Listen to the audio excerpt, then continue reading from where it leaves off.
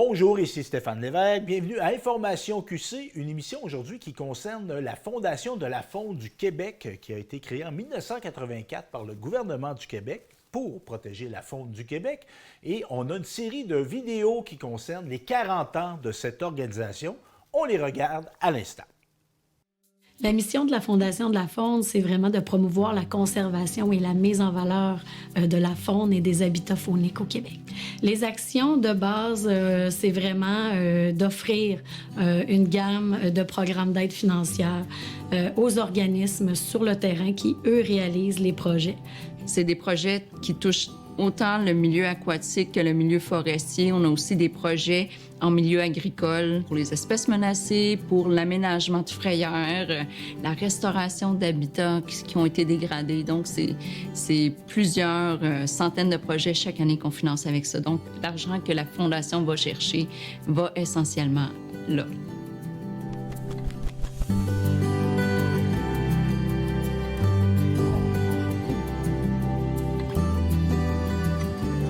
La Fondation, lorsqu'elle a été créée, elle a d'abord été créée dans l'idée de contrer un peu la dégradation des milieux humides au Québec. Donc, la Fondation, en partant, a mis en place l'acquisition de plusieurs grands milieux naturels, milieux fauniques, un peu partout au Québec, mais je dirais surtout dans le sud du Québec. Dans un premier temps, on se pose la question, est-ce qu'il y a une valeur faunique exceptionnelle? Et c'est notre mandat. Donc, si la réponse est oui, il faut le protéger. Et quelle est la menace imminente? Alors, ça peut être des menaces à très court terme. Aujourd'hui, on parle beaucoup de développement domiciliaire, évidemment, mais à l'époque, c'était aussi des problématiques d'endiguement des terres, des problématiques de drainage en milieu forestier, des problématiques agricoles aussi. Depuis le tout début, on a procédé environ à 8000 hectares d'acquisition, qui aujourd'hui, on n'en est plus les propriétaires, mais on a mandaté des organismes de conservation sur le terrain, nos yeux sur le terrain finalement, qui, eux, gèrent avec brio ces propriétés-là protégées. On en a eu au Saguenay avec les marais de Saint-Fulgence, qui est un habitat pour la sauvagine d'importance. On a acquis aussi le marais Léon-Provencher à Neuville, qui est un immense milieu humide de 128 hectares, où est-ce qu'aujourd'hui, c'est le paradis des ornithologues pour l'observation des oiseaux. On a une gamme aussi d'acquisitions qu'on a faites dans le secteur du lac Saint-Charles, un secteur de 80 hectares de magnifiques milieux humides qui, encore aujourd'hui, est un lieu accessible à la population, les enfants, les familles y vont grandement pour faire l'observation des oiseaux et de la faune en général. Finalement, le fait de le protéger, ça vient souvent avec une certaine mise en valeur ou de l'accessibilité, des sentiers, des panneaux d'interprétation, et ça donne une accessibilité aux gens pour qu'ils connaissent mieux l'importance de ces milieux humides-là ou de ces milieux naturels-là et quels comportements, eux, peuvent faire pour essayer de modifier les choses. Essayer de les sensibiliser pour qu'ils comprennent c'est quoi les problématiques et comment on peut faire des actions concrètes pour contrer les défis d'aujourd'hui sur ces milieux-là.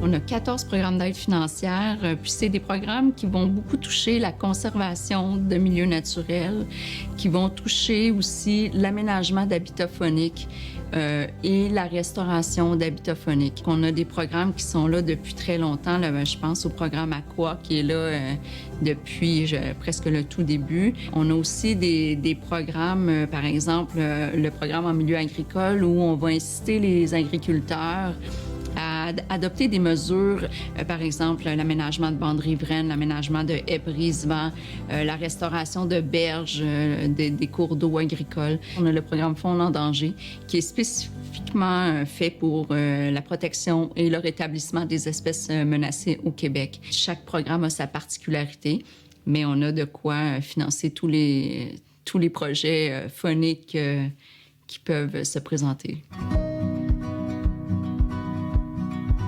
Pêche en herbe est vraiment notre programme chouchou, notre petit programme pour lequel la Fondation s'est beaucoup fait connaître de monsieur, madame, tout le monde, finalement. C'est un programme très accessible qui vise a priori à vraiment initier les jeunes à la pêche pour contrer un peu, pas seulement le décrochement nature, mais aussi le fait que la relève à la pêche, c'est ultra important et on en a de moins en moins. On a une population vieillissante, puis on est très au courant qu'aujourd'hui, il faut tout de suite raccrocher les jeunes vers la nature. Et ce programme-là, qui a été mis en place en 97, a été une réussite dès le départ. Dans le fond, l'idée, c'est vraiment d'apporter les jeunes sur le terrain, de leur donner une petite formation d'1 heure. Ils apprennent directement à pêcher sur place dans un milieu qui est organisé soit par un organisme de bassin versant, différents partenaires, ça peut être même des écoles, mais il faut qu'ils soient sur le milieu naturel où est-ce qu'il y a un lac. Et à la fin de leur demi-journée, ils vont recevoir un permis de pêche et en même temps, ils ont une canne à pêche. Et ils ont un petit guide, Gulliver également, qui donne un peu les notions de sensibilisation pour l'habitat du poisson. C'est un super programme. On a initié en moyenne 15 à 20 000 jeunes par année. Les jeunes sont passionnés, les parents sont emballés et c'est un programme qui est près des gens. Notre vision, c'est aussi à la fois de protéger les milieux naturels et les habitats, dans le but aussi d'utiliser la ressource de la bonne façon. Alors, la pêche, ça répond tout à fait à notre mission. On parle de déficit nature ou de décrochage nature. C'est problématique à différents niveaux, non seulement pour l'environnement en général, mais aussi un peu pour l'aspect social puis l'aspect humain, santé des jeunes aujourd'hui. Mais aujourd'hui, c'est plus, il y a des jeunes qui le voient comme une excursion, une activité, il faut aller loin, il faut s'éloigner de la ville, alors qu'en fait, non. C'est très accessible, la pêche aujourd'hui. On peut pêcher encore au bout d'un quai, même sur la promenade Samuel de Champlain à Québec. Il faut enlever la perception que les gens disent c'est pas vraiment accessible, c'est plutôt difficile, donc on va faire d'autres choses. Alors nous, on veut ramener ça.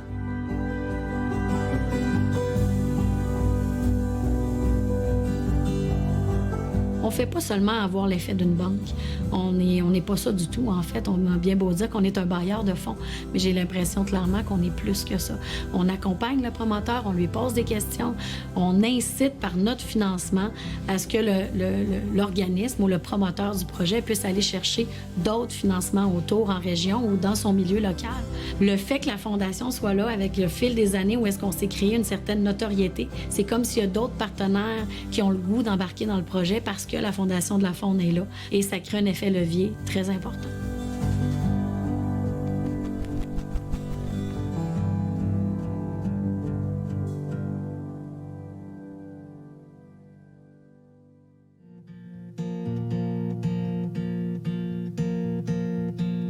La Fondation va aller chercher des fonds, que ce soit par les contributions des chasseurs, pêcheurs et piégeurs, par des campagnes de levée de fonds, par des partenariats avec des ministères ou avec des entreprises ou des organismes. Puis, elle va les redistribuer à des organismes qui réalisent des projets sur le terrain par l'entremise de l'un de ces 14 programmes d'aide financière. Des centaines de partenaires, d'organismes qui réalisent des projets que la Fondation finance. Donc, on se sert des fonds qu'on recueille pour multiplier, avoir un effet multiplicateur sur le terrain. Je pense aux organismes de bassin versant, Comité ZIP le long du fleuve Saint-Laurent, les organismes phoniques, les gestionnaires de ZEC, les gestionnaires de rivières à saumon, les pourvoiries, les municipalités. C'est ce qui fait la renommée, en fait, de la Fondation. Sa particularité, c'est d'avoir su développer des partenariats dans le temps et de les maintenir aussi.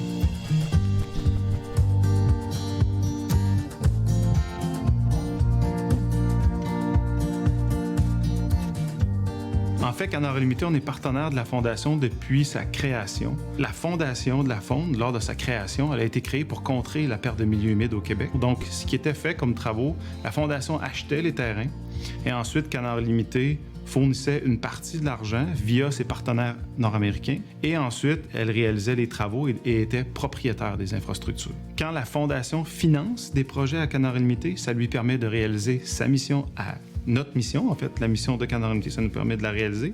Puis quand nous, on réalise des projets, bien, ça rentre en lien avec la mission de la Fondation. Au cours des années, il y a eu une kyrielle d'exemples de partenariats entre Canard Illimité et la Fondation de la Faune, et ça a toujours été des partenariats très fructueux au bénéfice de la sauvagine et des milieux humides. Avec la Fondation de la Faune, on a réalisé plusieurs projets au fil du temps.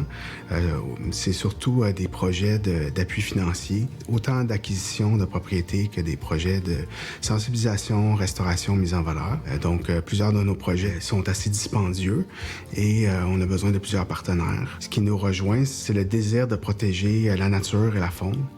Puis ça, c'est des valeurs communes qu'on a. C'est beaucoup plus que juste un partenariat financier. C'est des gens qui sont disponibles, puis ils ont beaucoup de ressources, donc on peut communiquer avec eux pour discuter de nos projets, puis ils peuvent nous fournir des bons conseils. Si on pouvait, on les aurait dans tous nos projets. La Fondation va chercher à peu près 4 millions via les permis, la vente de permis de chasse, pêche et piégeage, mais pour combler son financement puis pouvoir financer davantage de projets, elle conclut des partenariats avec soit des ministères, par exemple le ministère des Transports, le ministère des Forêts, le ministère de l'Environnement, ou avec des organismes, des entreprises. On pense à Canadian Tire, on peut penser à Conservation de la Nature Canada. Donc, elle va aller chercher conclure des partenariats pour mettre en place des programmes d'aide financière spécifiques. Par exemple, le ministère de l'Environnement va être partenaire du programme pour la conservation du lac Saint-Pierre, mais c'est la Fondation qui va aller chercher les projets et financer les projets d'aménagement, de restauration, de conservation des milieux naturels. Il y a des parrains fondateurs que c'est des entreprises qui ont donné un financement substantiel au début de la Fondation. On a le Mouvement des Jardins, on a Alcan, je pense à Hydro-Québec, qui récemment a fait un partenariat avec la Fondation pour mettre en place le programme Hydro-Québec pour la mise en valeur des milieux naturels. Donc, c'est un programme qui nous aide à financer des aménagements de structures dans les milieux naturels, chose qu'on n'avait pas à la Fondation. On payait plus pour les habitats, pour la faune, mais là, on paie un peu plus pour des projets de sensibilisation où on va faciliter un peu le développement d'infrastructures pour visiter des milieux naturels.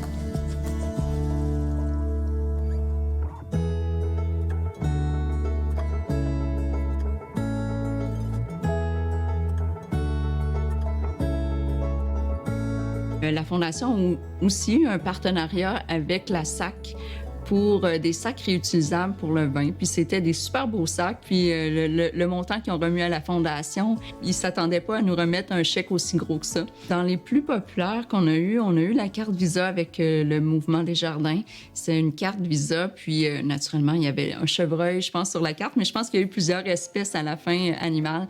Puis ces gens-là, quand ils utilisaient leur carte, il y avait des redevances que Desjardins remettaient à la Fondation. La Fondation a aussi eu un partenariat avec les brasseurs Dieu du ciel pour développer une bière, en fait, qui était la Rescousse. La vente de cette bière-là, il y avait une redevance qui était remise à la Fondation. C'était un très beau partenariat qu'on a eu avec une entreprise privée qui avait à cœur la faune, la protection de la faune. On fait des activités de collecte de fonds qui permettent de contribuer un peu au financement de projets. Son encan est là depuis plus de 15 ans maintenant. C'est sur le web depuis tout le début. On va mettre en ligne des articles de chasse, de pêche, des articles de plein air. On a des belles ententes avec la Fédération des pourvoiries, avec la CEPAC, avec les ZEC. Et les gens attendent ça, puis ça nous permet d'aller chercher, je dirais, entre 150 et 200 000 $. Comme toute bonne fondation, on fait aussi des campagnes de sollicitation annuelles. Puis, ça nous permet d'aller chercher là aussi, je dirais, un 150-200 000 $ par année. On a près de presque 1000 donateurs mensuels, donc des gens qui donnent à chaque mois un certain montant. Donc, on a des gens qui ont à cœur la Fondation, qui sont prêts à contribuer personnellement. Et aussi, on a un souper bénéfice annuellement. Donc, on fait une activité de souper bénéfice où on rassemble nos partenaires, nos partenaires financiers, nos fournisseurs. C'est la possibilité pour les gens qui réalisent, les organismes qui réalisent des projets, de rencontrer des partenaires financiers qui sont déjà un peu sensibilisés à la faune. Ça peut permettre d'aller chercher un supplément d'argent ou avoir une écoute chez une entreprise qui pourrait être intéressée à financer d'éventuels projets.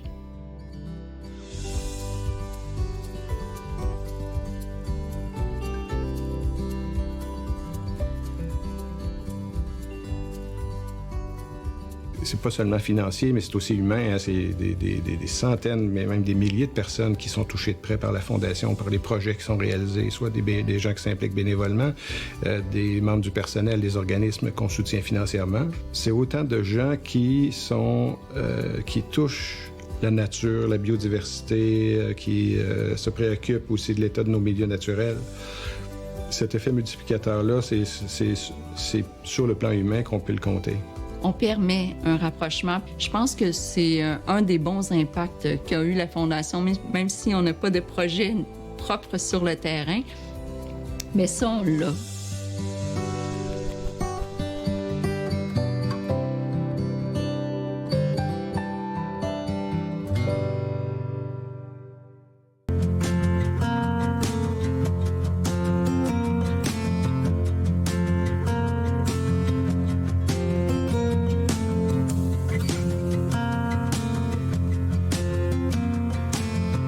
Depuis maintenant 40 ans, la Fondation de la faune du Québec s'engage activement dans la conservation et la mise en valeur de la faune et de ses habitats.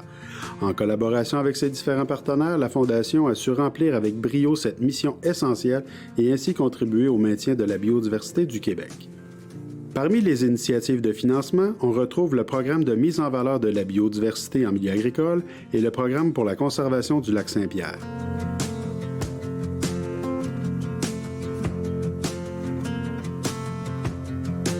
Le programme pour la conservation du lac Saint-Pierre a été lancé en 2018, puis il découle d'une stratégie gouvernementale qui, elle, a été lancée en 2013.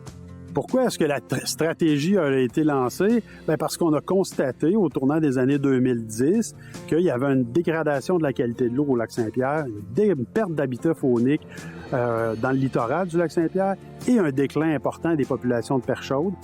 L'implication de la Fondation en milieu agricole vise surtout à favoriser une cohabitation agriculture-faune.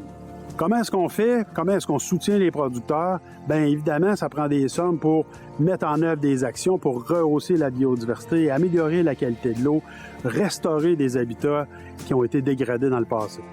Les sommes disponibles pour le programme pour la conservation du lac Saint-Pierre proviennent d'une entente qui a été intervenue entre le gouvernement du Québec et la Fondation de la faune pour soutenir les promoteurs de projets au lac Saint-Pierre et dans son pourtour. Les projets qui sont financés via les programmes dont j'ai parlé précédemment visent surtout l'aménagement et la restauration des habitats fauniques. On peut parler, par exemple, de plantation d'arbres, d'arbustes ou d'herbacées pour, par exemple, la connectivité entre des îlots boisés, pour améliorer la qualité des bandes riveraines ou pour implanter des superficies dans des parcelles agricoles qui vont être pertinentes pour la reproduction et l'alimentation des poissons. On peut aussi financer des projets pour la restauration de milieux humides, par exemple, puis que ce soit des milieux humides qui ont été mis en place par l'être humain ou qui sont présents naturellement sur le territoire. Dans le cadre de ces programmes-là, la Fondation va aussi soutenir des activités de transfert de connaissances, d'études dans le but de planifier des aménagements ou de faire de suivi d'aménagements qui ont été réalisés dans le passé.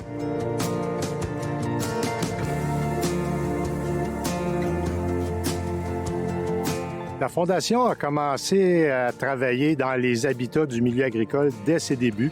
Il y a eu des projets vraiment axés sur la protection, d'autres projets plus vers la restauration.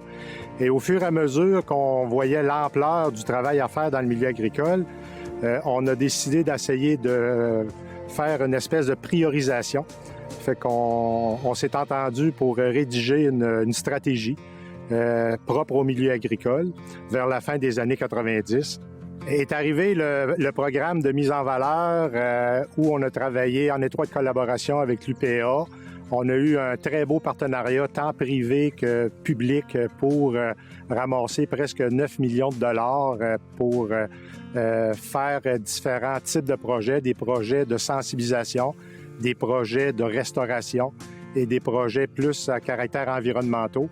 On s'est inspiré beaucoup des résultats qu'ont donné les projets qu'on pouvait qualifier d'un peu de projets pilotes ou projets de démonstration, où on a vu que sur un court horizon comme 5 ans, déjà on avait pu voir des beaux résultats en termes d'amélioration de qualité de l'eau, l'élargissement de bandes riveraines et même des résultats à caractère faunique, le retour de l'ombre de fontaine dans certains bassins, l'apparition de plus d'amphibiens, certains oiseaux aquatiques qui revenaient. Face à ces résultats-là, bien là, la Fondation a décidé de partir son programme de type un petit peu plus traditionnel, c'est-à-dire ouvert à l'ensemble des promoteurs avec des projets de plus petite envergure, sans le financement de coordination, communication, où on donnait un coup de pouce aux gens pour réaliser des interventions concrètes sur l'habitat aquatique surtout.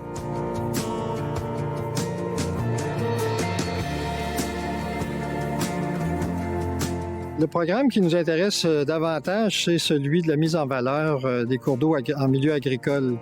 parce que c'est ce qui nous a permis de réaliser beaucoup d'actions dans la rivière Boyer, qui était une rivière ciblée là, pour la détérioration de la qualité de son eau puis des habitats. Alors, avec ce programme-là, on a réussi à mettre de l'avant plusieurs activités, autant avec les jeunes, avec les citoyens qu'avec des groupes là, comme les municipalités, les agriculteurs. Particulièrement les agriculteurs d'ailleurs, où on les rencontrait puis on élaborait avec eux et des cahiers du propriétaire et des différentes actions qu'ils pouvaient faire ou qu'on les aidait à faire pour améliorer là, l'état de la berge, pour en venir à améliorer la qualité de l'eau. Pour faire progresser notre projet, on a commencé par quelques producteurs là, qui ont embarqué facilement, puis on a réalisé des aménagements fauniques, là, des seuils, des abris, toutes sortes d'ouvrages qui amélioraient l'habitat faunique, l'habitat aquatique en fait, et puis on a planté des bandes riveraines. La Fondation de la faune est un organisme très bien rodé quant à leur programme. Ils ont des dates fixes là, à la fin de l'hiver et puis à l'automne pour déposer des projets, ce qui nous permet de planifier, de se préparer à aller chercher des partenaires, à monter des projets pour être en même de déposer des demandes. Ils ont aussi des conseillers, là, des professionnels qui connaissent le milieu, qui sont aptes à nous aider, là, soit pour faire le projet ou pour faciliter l'arrimage avec les autres programmes pour financer le projet. Alors, c'est une bonne équipe. Franchement, là, on a beaucoup de projets avec eux.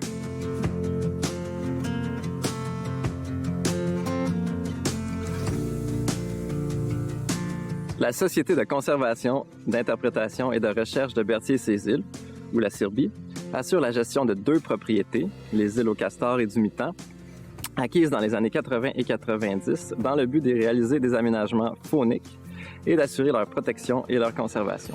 Jusqu'en 2018, on retrouvait 174 hectares de cultures annuelles sur le territoire.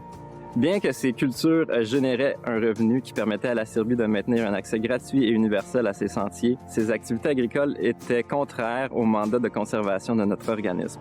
C'est donc ce constat qui nous a fait réfléchir au projet de réensauvagement du littoral des îles au Castor et du Mitan. Le projet avait pour objectif de cesser les activités agricoles dans le littoral des îles au Castor et du Mitan. Et, dans un deuxième temps, de créer des habitats fauniques de qualité pour les espèces en situation précaire. Les travaux d'aménagement ont véritablement commencé en 2019. On a créé 144 hectares de prairies humides et de prairies agricoles par l'ensemencement de 11 000 kilos de semences d'herbacées et de trèfle. On a aménagé 20 hectares de marécages arborescents par la plantation de plus de 21 000 arbres et arbustes. Et on a également aménagé 10 hectares de marécages arbustifs par la plantation de 9 500 saules. Suite au projet, le territoire est passé de 34 % à 73 % de milieux naturels. L'utilisation des aménagements par la faune fut immédiate et manifeste, en particulier les prairies humides. On a tout de suite observé une augmentation des prédateurs aériens, comme les buses, les busards, les éperviers, les pigargues, et des prédateurs terrestres, comme le renard roux et le coyote de l'Est, suite à l'augmentation des populations de rongeurs dans les prairies humides. Au niveau du projet de réensauvagement du littoral des îles au Castor et du Mitan, la Fondation de la faune nous a fourni le soutien technique et financier nécessaire à la mise en œuvre et à la réalisation de ce vaste chantier via son programme pour la conservation du lac Saint-Pierre. Grâce à eux, ainsi qu'à nos autres partenaires, la CIRBI a pu réaliser des aménagements fauniques adaptés au territoire, aptes à générer le plus grand nombre de bénéfices environnementaux et fauniques possibles.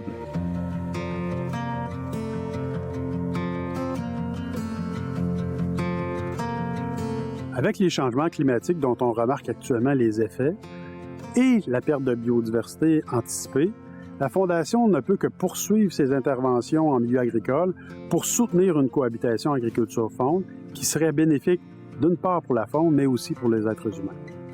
Tant qu'il y aura des sommes disponibles, des besoins des producteurs et de l'intérêt de leur part et de leurs partenaires pour mettre en œuvre des actions pour améliorer la qualité des habitats en milieu agricole, la Fondation va être là pour les soutenir.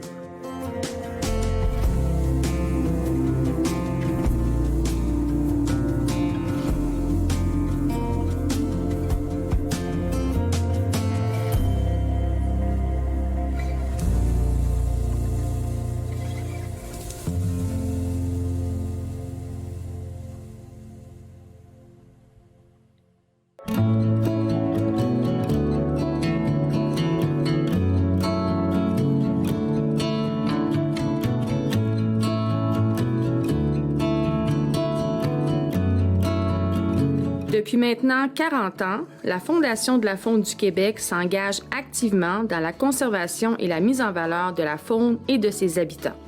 En collaboration avec ses différents partenaires, la Fondation a su remplir avec brio cette mission essentielle et ainsi contribuer au maintien de la biodiversité du Québec.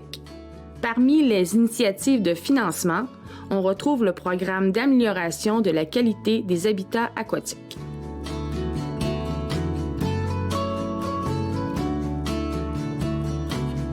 Le programme d'amélioration de la qualité des habitats aquatiques, qu'on appelle communément AQUA, sert dans le fond à financer des projets qui permettent de protéger ou d'améliorer les habitats fauniques pour des espèces qui sont pêchées au Québec, donc des espèces de poissons qui font l'objet de pêche sportive. On parle de l'ombre de fontaine, on parle du doré, on parle de la perche chaude, etc. Puis, le programme permet de financer différents types de projets. On peut faire, premièrement, une étude ou poser un diagnostic sur ce qui se passe sur un lac, par exemple, savoir quelles sont les problématiques, qu'est-ce qui devrait être fait par la suite pour améliorer la situation ou juste la conserver. Puis, on peut financer ensuite des projets d'aménagement, d'amélioration des habitats. On travaille avec le ministère de l'Environnement, de la lutte contre les changements climatiques, de la faune et des parcs depuis le tout début avec le programme AQUA. Ils nous servent de spécialistes en région, en fait, parce que lorsqu'on reçoit des demandes, on leur envoie les projets qu'on reçoit, puis eux nous fournissent un avis faunique qui contient en fait des informations supplémentaires sur le projet, des priorités régionales, des choses que le promoteur devrait penser à faire dans son projet. Fait que ça nous sert d'informations, sont un peu nos yeux dans les régions, que nous, on peut pas être partout.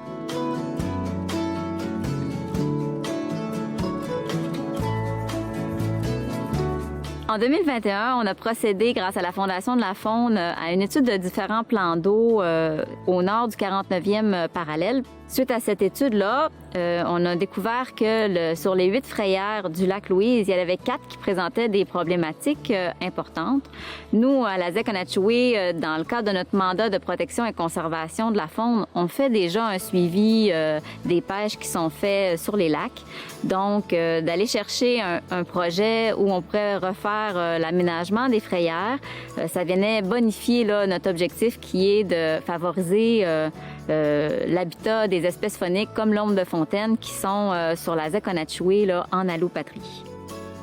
Sur les frayères qui étaient problématiques sur le lac Louise, en fait, on a procédé au nettoyage des cours d'eau. Donc, on a enlevé les embâcles, enlevé les zones qui étaient nuisibles tout en gardant un fort couvert végétal. On a aussi enlevé les barrages de castors qui étaient inactifs. Le but de toutes ces actions-là, c'est de favoriser le libre passage du poisson. Par la suite, il y a du gravier, là, 2 semaines après, qui a été ajouté dans les frayères.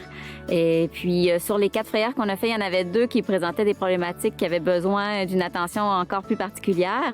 Donc, on a déposé une 2e phase de projet pour pouvoir aménager des seuils sur ces frayères-là, puis rajouter du gravier sur des plus longues proportions. Au final, les actions qui ont été apportées ont permis de restaurer les profondeurs d'eau, puis de corriger la dynamique hydrologique des différents cours d'eau, des différentes frayères là, pour favoriser le passage puis la montée du poisson. La Fondation de la faune a vraiment été un allié pour nous dans ce projet. On a pu bénéficier de leur expertise pour voir se concrétiser les différents projets qu'on voulait effectuer sur la ZEC-Onatchoué. Ils nous ont offert une belle écoute puis une belle latitude pour réaliser notre projet. Ils ont vraiment été à l'écoute de notre réalité terrain. C'est vraiment ce qu'on a apprécié. Personnellement, j'ai surtout apprécié la confiance qu'ils nous ont octroyée à notre organisation là, pour l'organisation puis la gestion des projets qu'on a effectués avec eux.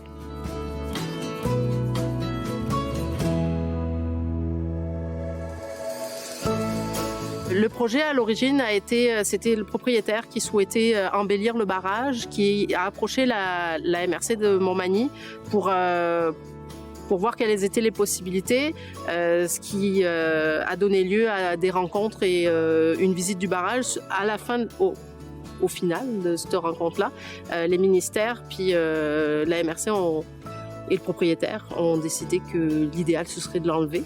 Donc, on s'est lancé dans un projet de suppression de cet ouvrage pour améliorer le milieu naturel. Alors le projet s'est divisé en 2 phases. La phase 1 qui était une étude du barrage et puis de comment il était constitué avec les matières, puis qu'est-ce qu'il allait falloir mettre en place pour l'enlever, parce que c'était un gros ouvrage, 40 mètres de large, 6 mètres de haut, 7 mètres de profondeur.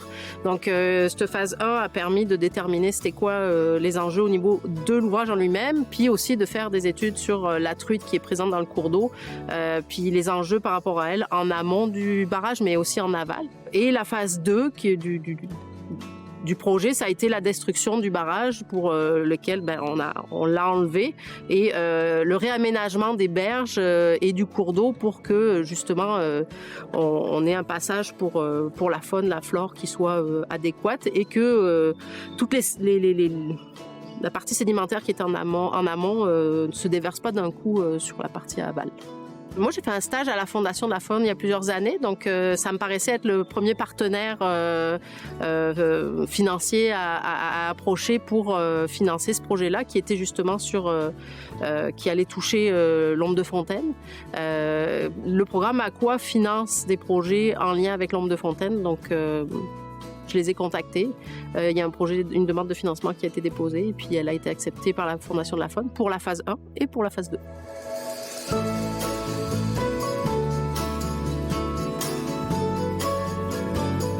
La frayère de la rivière au Pin à Boucherville a été identifiée dans les années 70 comme étant l'une des frayères avec le potentiel le plus élevé dans le fleuve Saint-Laurent, dans le tronçon entre Montréal et le lac Saint-Pierre. Pour protéger le site, il y a un barrage qui a été construit en 2003. Donc, l'objectif du projet, c'est d'aménager une nouvelle passe migratoire qui est adaptée au site, qui est adaptée aux espèces visées. C'est aussi de remettre à niveau le mécanisme qui permet d'ouvrir, de fermer la vanne du barrage pour contrôler le niveau d'eau en amont. C'est important de contrôler le niveau d'eau en amont pour assurer la présence du milieu humide dans lequel les poissons se reproduisent, mais c'est aussi un habitat super important pour d'autres espèces fauniques, dont certaines qui ont un statut particulier, comme le petit blongio, et ça permet de limiter ou d'éviter les risques d'inondation des secteurs résidentiels et agricoles. Le ministère de la Faune est propriétaire et gestionnaire du barrage, et dans un souci d'avoir des ouvrages fonctionnels, ils ont mandaté Canard Limité Canada pour la réfection des ouvrages. Il faut savoir que la passe migratoire actuelle avait été construite avec les données de la science disponibles à ce moment, mais depuis, il y a eu de la construction de nouvelles passes migratoires qui visent également la Perche Chaude et le Grand Brochet, qui ont démontré beaucoup plus de succès. Donc, nous, on a développé avec le ministère de la Faune un nouveau concept d'aménagement adapté ou basé sur ces résultats, ces apprentissages-là passés, pour avoir une passe migratoire qui est adaptée au site, qui est adaptée aux espèces présentes. Donc, c'est vraiment un projet d'une énorme envergure qui comprend plusieurs partenaires, bailleurs de fonds, sans quoi le projet ne serait pas possible. On a la Fondation de la Faune du Québec, le ministère de la Faune, la Ville de Boucherville via son Fonds des municipalités pour la biodiversité. On a des fonds de Canard Illimité et ses partenaires internationaux, dont Coca-Cola, et également TC Énergie. Notre collaboration avec la Fondation de la Faune du Québec pour ce projet s'est très bien déroulée. On a été capable de parler rapidement à une responsable du programme pour bien comprendre les exigences du programme, s'assurer que notre projet cadrait bien. La Fondation était à l'écoute, facilitante, puis on sent vraiment une volonté à ce que les projets qui sont présentés fonctionnent. Et on est très reconnaissant pour le soutien de la Fondation de la Faune dans ce projet.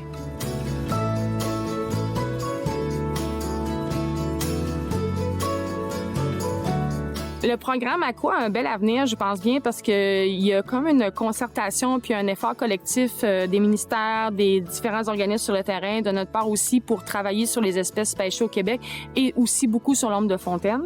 Fait que je pense que tous ces acteurs-là qui se mobilisent pour cette espèce-là, c'est une bonne nouvelle.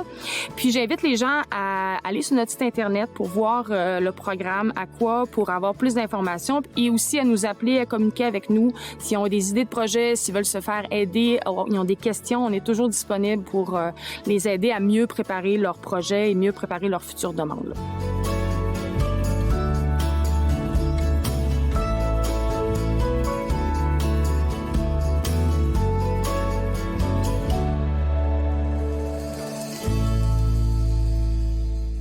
La Fondation de la Faune est aussi pertinente aujourd'hui qu'à sa création.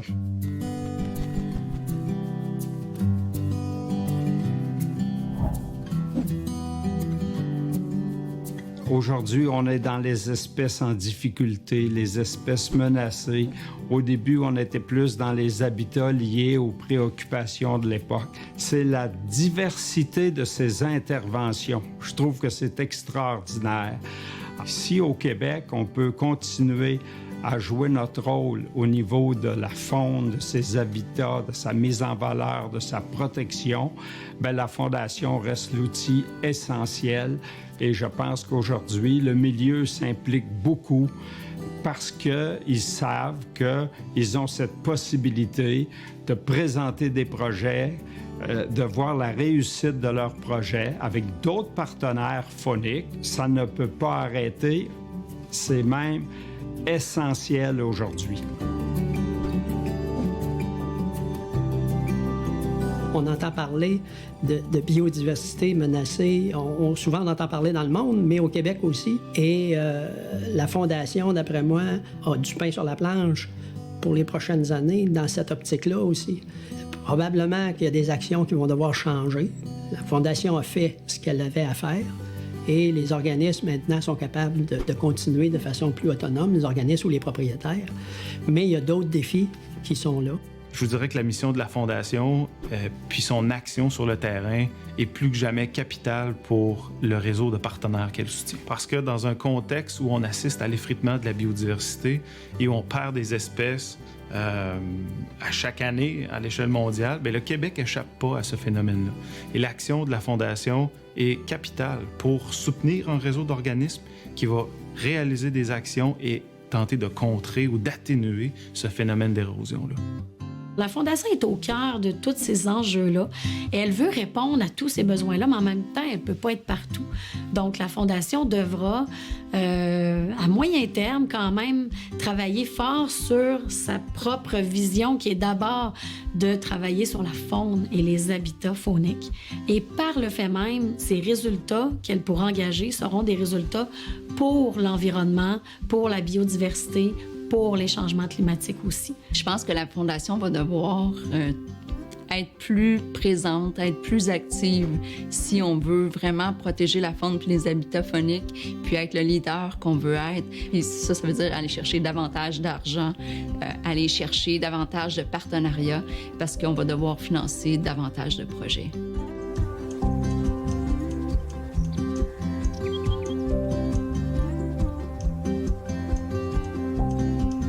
On soutient des projets de restauration d'habitat, mais quand on est rendu à restaurer, c'est parce qu'on l'a endommagé à quelque part. Bien, on peut faire quelque chose pour éviter de l'endommager ou endommager le moins possible pour que les travaux de restauration soient le moins importants, qu'on puisse investir ailleurs. C'est important pour nous de sensibiliser les gens quand ils se promènent en forêt à l'impact de leurs pratiques, qu'ils puissent prendre conscience de l'importance de maintenir des milieux naturels puis de se consacrer aussi à la conservation de la biodiversité. C'est majeur. On est constamment à la recherche de nouvelles façons de faire et justement, le sens large de la mission permet à la Fondation d'être à la fine pointe des nouvelles recherches scientifiques qui touchent le domaine de la faune et des milieux naturels. Nous, ce qu'on souhaite à la Fondation, c'est que le Québec soit reconnu comme un leader mondial en matière de conservation, mise en valeur de la faune et son habitat. Et la Fondation, c'est le meilleur organisme au monde pour faire des Québécois des acteurs de premier plan en matière de conservation et mise en valeur de la faune et son habitat, pour la conservation des milieux naturels et aussi de la biodiversité du Québec.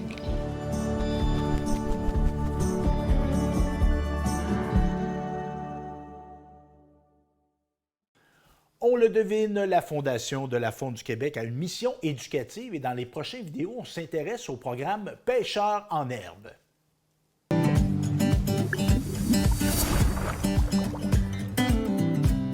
Cette année, le programme Pêche en herbe fête ses 25 ans d'existence. Oui, vous avez bien entendu, il y a de ça 25 ans, le programme visant à faire découvrir la pêche sportive aux jeunes du Québec prenait forme. Au fil des années, on en a formé des jeunes pêcheurs, et ce, été comme hiver. On débute les célébrations parce que 25 ans, ça se souligne, en vous proposant un bref retour historique qui vous présente les racines de ce beau projet.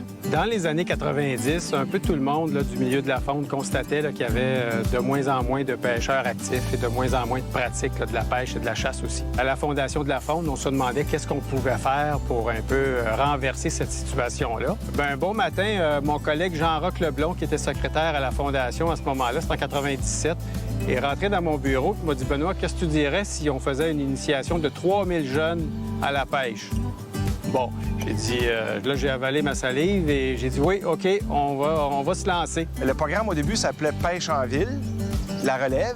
Et là, il y a 2 personnes qui travaillaient à la fédération qui ont discuté ensemble. Puis ils ont dit, hey, pourquoi qu'on ne changerait pas le nom pour rendre ça plus intéressant, Pêche en herbe. C'est un peu basé sur le génie en herbe. C'était Louise Bastien de notre fondation, puis de la fédération, c'était René Lessard. Dans les premières années, ce qui nous rendait fiers, c'était de voir le petit jeune ou la petite jeune qui recevait son équipement de pêche ou qui prenait sa première truite. Ça, c'était la fierté qu'on éprouvait sur le moment.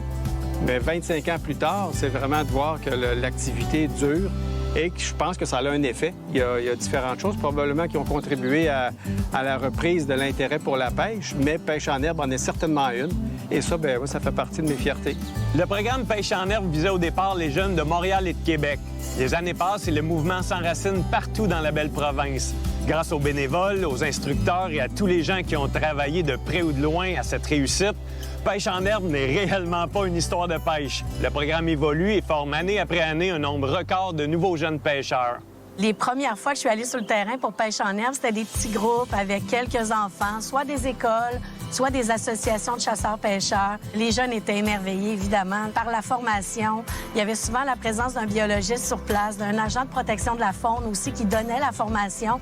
Et les jeunes allaient rapidement pêcher dans cette journée-là. Ils recevaient leur permis ensuite, leur certificat qui tient lieu de permis de pêche qu'à leurs 18 ans. Alors, l'émerveillement dans leurs yeux, c'était magique. Au fil des années, il y a eu de plus en plus de jeunes, finalement, parce qu'au début, on parle de 20, 25, 30 jeunes, mais plus j'allais sur le terrain, plus il y avait beaucoup d'enfants. À un moment donné, à Éco-Nature de Laval, sur le bord de la rivière des Mille-Îles, il y avait une activité qu'on était rendu à 200 jeunes dans la même journée. Donc, on voyait déjà l'évolution, la croissance assez phénoménale d'année en année du nombre de jeunes initiés pour ce programme-là. Le programme Pêche en herbe a bien évolué au fil du temps. En fait, on le peut voir juste par le nombre de jeunes qui a été initié année après année. On a commencé avec des petites quantités de jeunes qui étaient initiés jusqu'à des 17-20 000 jeunes par année qui sont initiés. Puis aussi, ce qui est intéressant, ce qu'on a fait, nous, à la Fondation, c'est d'évoluer le programme pour toucher différentes clientèles. Par exemple, s'adresser aux gens davantage en milieu urbain qui ont moins accès au milieu naturel près d'eux, avec les intéresser à la pêche, les intéresser au milieu naturel. Puis, de notre côté, on a essayé aussi de rendre notre formation, rendre nos outils plus actuels, plus intéressants pour les jeunes, puis de suivre un peu la technologie, ce qu'ils connaissent, ce qui les intéresse présentement. Là. Donc, c'est pour ça qu'entre autres, on a changé notre formation qui était un guide papier avec une formation en ligne plus interactive, plus avec ce que les jeunes aiment et voient de nos jours. Vous avez peut-être connu le levier de financement, l'encan virtuel Faune Nature de la Fondation de la Faune, avant de connaître le programme Pêche en herbe. Mais peu importe, l'essentiel est de savoir qu'encore aujourd'hui, tous les profits de cet encan favorisent le développement de l'activité relève à la pêche. Si Pêche en herbe est aussi populaire de nos jours, c'est parce que le programme est toujours soucieux de se moderniser pour atteindre les jeunes et de leur faire découvrir la passion de la pêche. Cette année, une nouveauté, une formation interactive en ligne sur la pêche éthique et durable qui sont offertes donc à tous les jeunes de la province du Québec gratuitement à partir du site Internet de la Fondation de la faune du Québec. Cette formation-là est offerte aux jeunes de 6 à 17 ans et leurs familles. Cette formation-là permet donc d'obtenir son certificat Pêche en herbe au terme de la dite formation. Autant les techniques de pêche, les différentes espèces d'intérêt sportif, tout le côté éthique et responsable de la pêche, évidemment, est mis de l'avant aussi parce qu'on souhaite que ces jeunes-là qui participent au programme Pêche en herbe soient des ambassadeurs de la protection des milieux naturels pour pouvoir préserver donc notre qualité de pêche partout au Québec. Qu'est-ce qu'on peut souhaiter au programme Pêche en herbe pour les prochaines années? Bien, dans mon cas, c'est d'avoir encore plus de jeunes en formation autour des lacs et des rivières, puis d'avoir des milliers et des milliers de petits yeux bien intéressés à découvrir la nature canne à pêche à la main. Longue vie! Longue vie! Longue vie! Longue vie! Longue vie à Pêche en herbe! Bon 25e anniversaire à Pêche en herbe. Félicitations encore pour toutes ces années, mais surtout, longue vie au programme. Du coup, on fait les activités de pêche en herbe depuis 17 ans. Alors, on voit environ 350 jeunes par an. Donc ce programme, il a vraiment pour objectif pour nous de répondre à notre mission, de faire découvrir la biodiversité aquatique, mais aussi d'être en contact avec la nature et le plein air. GEP, c'est le groupe uni des éducateurs naturalistes et professionnels en environnement. Donc c'est un organisme à but non lucratif qui a pour objectif d'offrir des services aux jeunes, mais aussi à toute la population, qui sont liés à la science de la nature et de l'environnement. Donc c'est vraiment dans l'objectif, grâce au plein air, mais aussi avec des activités qui vont être professionnelles et adaptées, d'amener les gens à développer leurs connaissances et aussi de mettre en avant des attitudes qui sont favorables pour la protection de la biodiversité. Comme vous l'avez pu voir aujourd'hui, de l'animation et de la conception de projets pour des camps, donc des camps de jour, mais aussi des camps de vacances. Donc c'est tout ce qui est avec une majeure sur les sciences de la nature et de l'environnement. Il est vraiment important que la relève, que les pêcheurs du futur se centrent dans une optique de pêche écologique. Donc c'est vraiment de comprendre l'importance, mais aussi d'apprendre ce que c'est la biodiversité et puis de faire attention à, par exemple, la gestion des déchets, ne pas mettre à risque la biodiversité avec des hameçons qui traînent ou encore des fils de pêche un petit peu de partout. Donc c'est super important qu'ils soient des pêcheurs responsables. Donc notre force, c'est vraiment que les activités elles sont encadrées par des éducateurs naturalistes qui sont eux-mêmes des professionnels formés en biologie et en environnement. Et en plus de ça, c'est des passionnés de biodiversité, de plein air. Donc faire l'activité avec ces experts, ça va permettre que les jeunes vont avoir ce transfert de passion, mais aussi ces connaissances-là, et donc vont vivre une expérience qui sera quand même unique. L'action dont on est le plus fier, c'est avec l'arrondissement de Annecy-Cartierville. On a mis en place pendant la saison estivale des formations pêche en herbe qui sont gratuites. Donc ça permet vraiment aux familles d'avoir accès à cette expérience et devenir des pêcheurs initiés, responsables.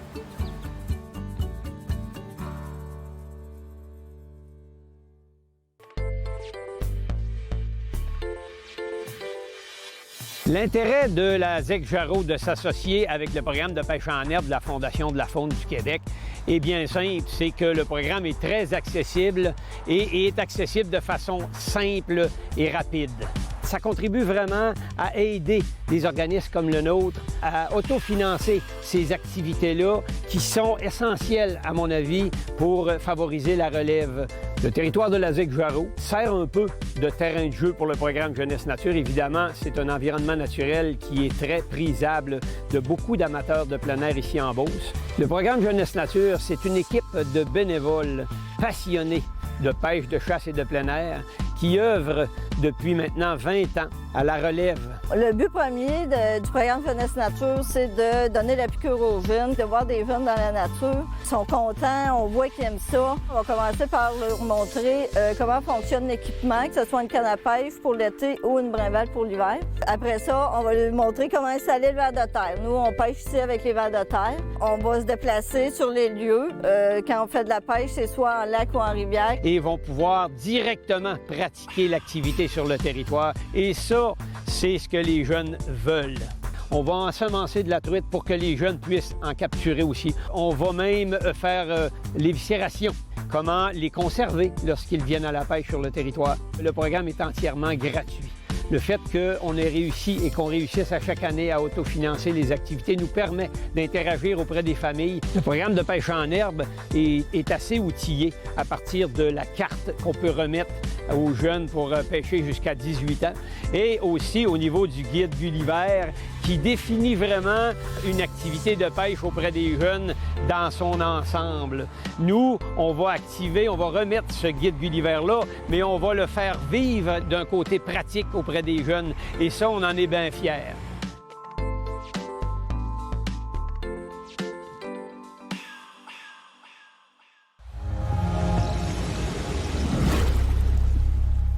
La Fondation de la faune du Québec contribue au financement de plusieurs projets de passe migratoire des rivières à saumon. Tout ça dans l'objectif de permettre aux saumons fréquentant les rivières d'atteindre efficacement les sites de frai localisés en amont et qui sont fréquentés par l'espèce pour se reproduire. Cela permet la connectivité entre les différents habitats du saumon et ça favorise la pérennité de l'espèce et par conséquent, ça améliore aussi notre qualité de pêche. Pour ma part, je pêche le saumon depuis que j'ai l'âge de 11 ans. Dès mes premières mouches à l'eau, je suis vraiment tombé en amour avec ce sport-là.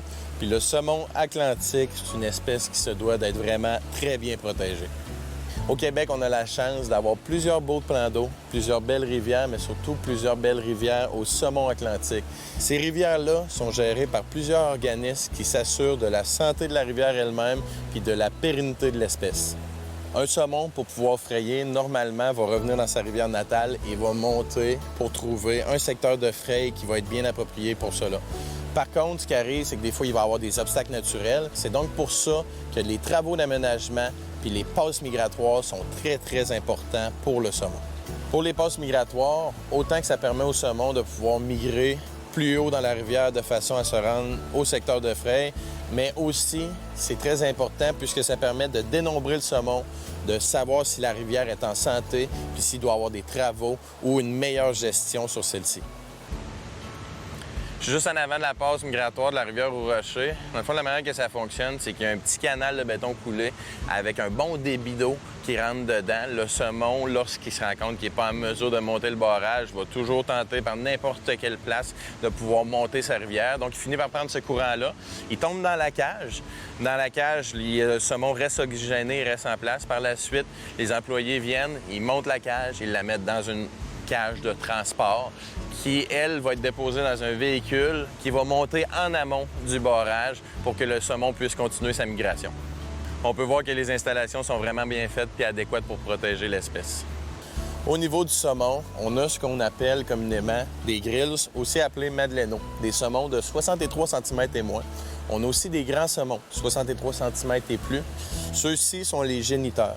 Autant les grills que les grands saumons, c'est une espèce que lorsqu'on manipule, on doit faire très, très, très attention. C'est très fragile. Donc, lorsqu'on fait une capture, qu'on fait une remise à l'eau, on s'assure de faire ça de façon très rapide. Donc, on manipule le poisson le moins longtemps possible. On veut qu'il reparte en pleine santé dans son plan d'eau. C'est donc à nous, les pêcheurs, d'avoir une bonne éthique de travail, de bien s'informer pour que les générations futures aient la chance de pratiquer aussi ce sport-là puis que nos rivières restent en pleine santé.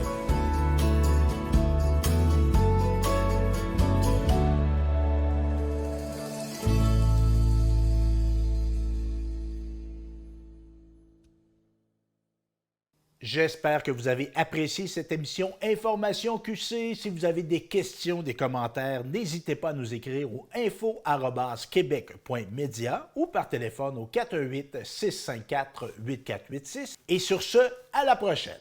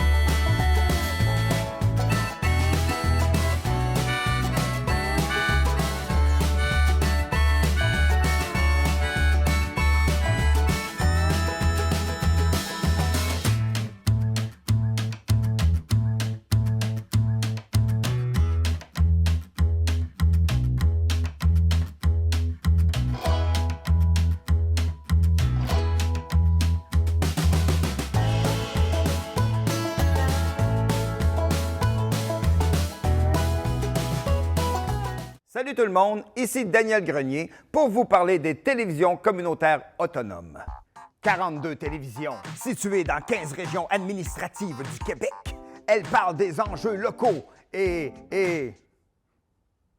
font rayonner les citoyens en leur donnant accès à un média accessible. Je la savais par cœur, celle-là. Ensemble, encourageons les télévisions communautaires autonomes. Oh, ça roule encore? J'ose ma télé communautaire.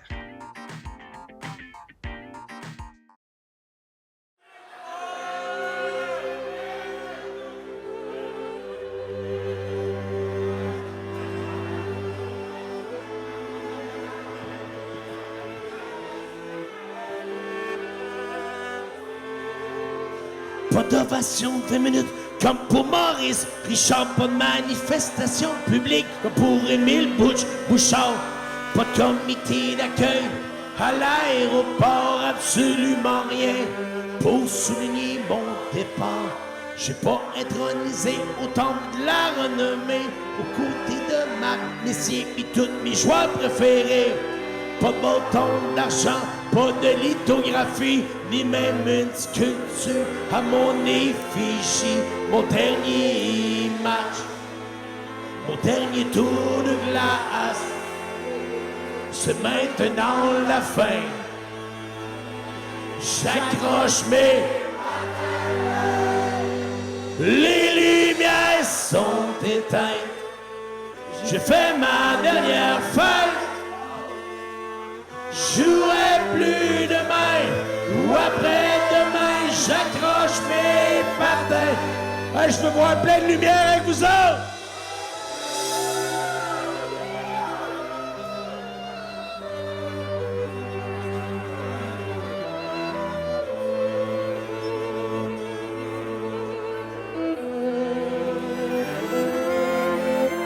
Je pense à tous les coups de poing que j'ai mangés sur le nez. À toutes les fois où j'ai joué, blessé ma cheville, mon genou, mes épaules sont fatiguées, puis mes jointures commencent à être maganées. Mes bras meurtris vous tendent le flambeau, j'ai peut-être bogué la fleur, mais je l'ai fait des tours du chapeau, ma petite carrière.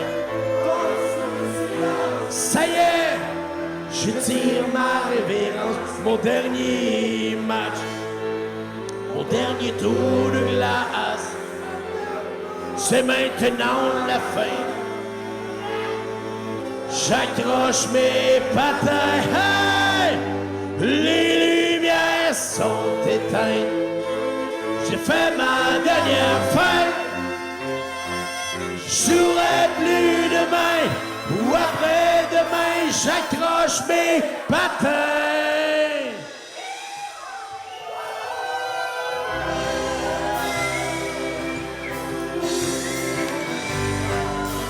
Hey, cette semaine, on a appris notre son de main avec la COVID. J'ai appelé plein de sonorisateurs. J'aimerais ça que tu aies une bonne main d'applaudissement à Yannick à la sonorisation ce soir.